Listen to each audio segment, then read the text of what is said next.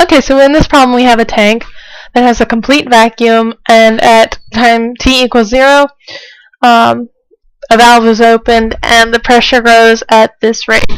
I think Dr. Shida made a slight error in his, not really an error, honestly.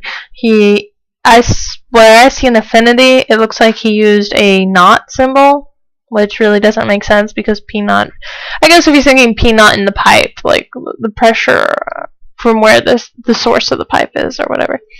But the P infinity basically implies the ultimate pressure, what the pressure will be after T has gone to infinity.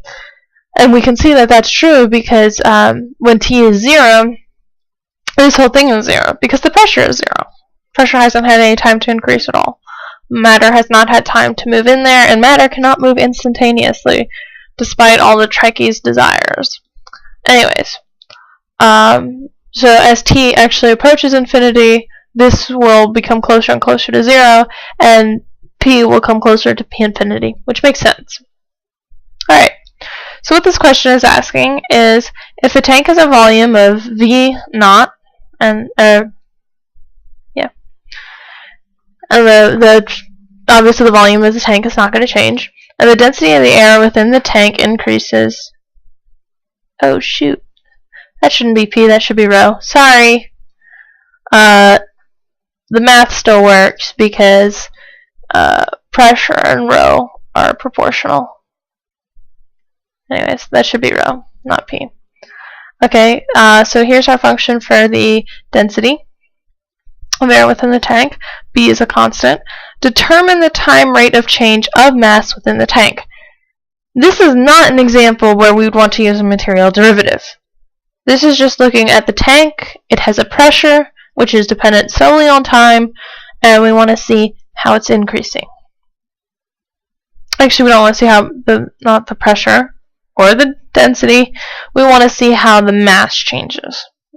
Alright, so we're going to find M. M is going to be the mass in the tank, and of course that's going to be the density times the volume. Because density is mass per volume, so if we multiply by volume, then we get mass. And if we substitute in the known values, we get M equals rho infinity times V naught times this 1 minus e to the negative bt little thingy. So dm dt, piece of cake. I'm sure if you are looking at this level of fluids, you are completely capable of taking a time derivative of a single variable equation pretty well. The 1 goes to 0, so you wind up with negative b e to the negative bt. Fan is your... No, how does that go? Who's your uncle?